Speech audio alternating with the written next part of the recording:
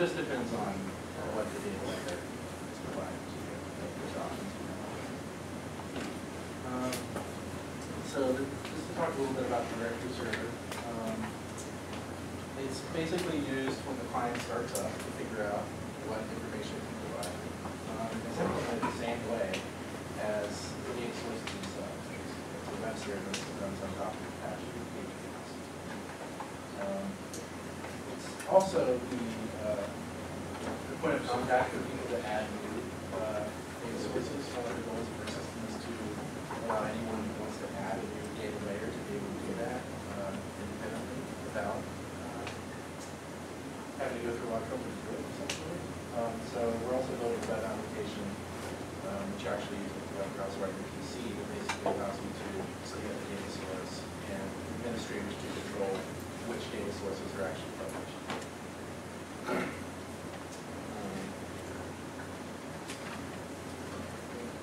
Moving on to Jeremy. Sally, we've talked about exactly what our system is going to do. We'd like to talk about how it's different than what other things are already out there, such as Wikipedia and Layard. One of our main things is will be decentralized. Anybody can create data sources, just like Mel said. You can go on to the web application, add your own data source. All the data sources will have to be approved by the administrator, so we can verify the integrity of the data being implemented. Another way our Campus View differs is the fact that it's open source.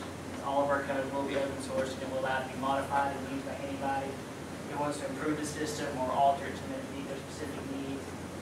And the fact that this one's not highly commercialized. Most of the other ones cost a fee to use, or it's developed specifically for that company, and our goal is to make sure that anybody can use it for what they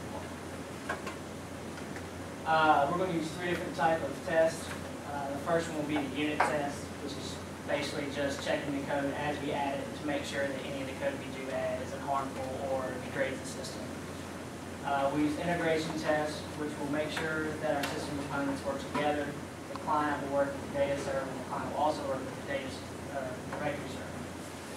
This will make sure that all the information is passed correctly and that the client is actually able to pull the list of information from the data server, from the directory server about the data servers, and actually go to each data server and get information.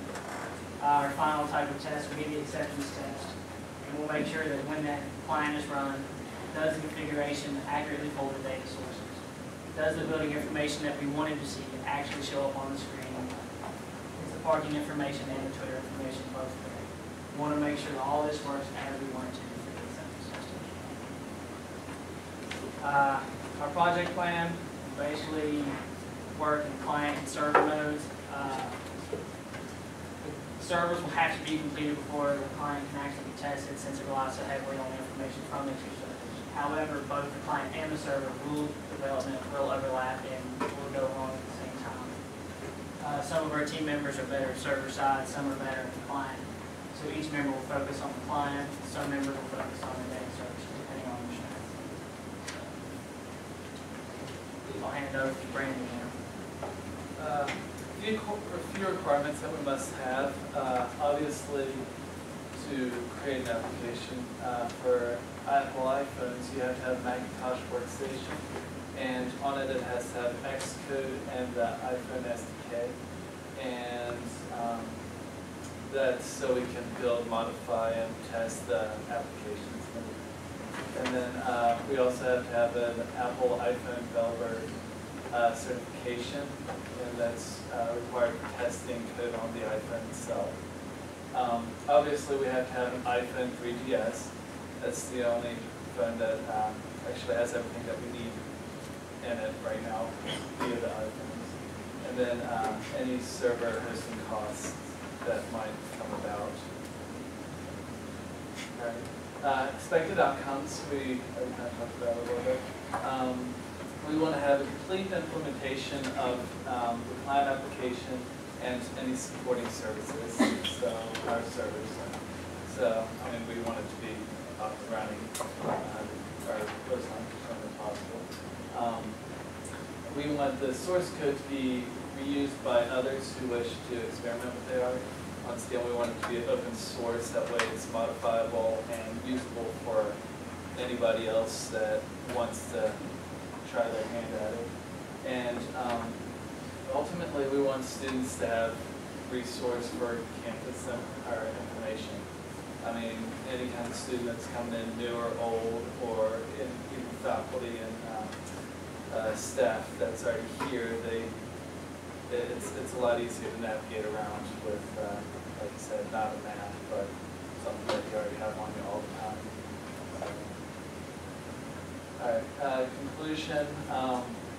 We want it to be an open source, consumer level AR system, and we want the client and server architecture to that allows for well-distributed third-party data sources. Meaning, we want, like they said once again, to allow anyone to submit a data source and have the administrator approve of it or disapprove of it or whatever. Any questions? Any questions? I do have one question over the Twitter part. You said you will be able to post some tweet from wherever you are standing and also see what other people posted from that location. It's not actually a Twitter client. You can't actually create a Twitter post from our application, but you can see the Twitter posts that other people have made. Okay. Now, in the beginning, I think one of you mentioned that you want to make absolutely sure that nobody can trace your location. Right. So if you are able to post your tweets and your handle or name or whatever is there, other people will be able to know that you are there, right?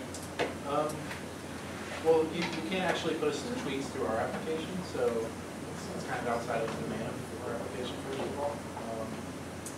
But yeah, if you do use a Twitter service and post tweets, it's generally, they are recording your location through Twitter, not through our application. You can choose to not record your location on Twitter. Right. Oh, you can? Yeah.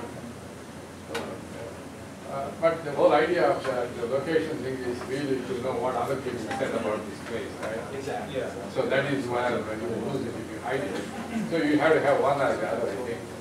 So the second thing I want to point out is another group working on an iPhone-based project, 481. They are into the problem of getting the license. Apparently, Apple doesn't give license to non-profit organizations. So you may want to look into that. So they are not able to do anything because they couldn't test it. So maybe you have to form your own company and say we are a cooperative. Well, Get a license. that is a possibility. Okay, all right. Just check into that before you. Absolutely. Okay, thank you very much.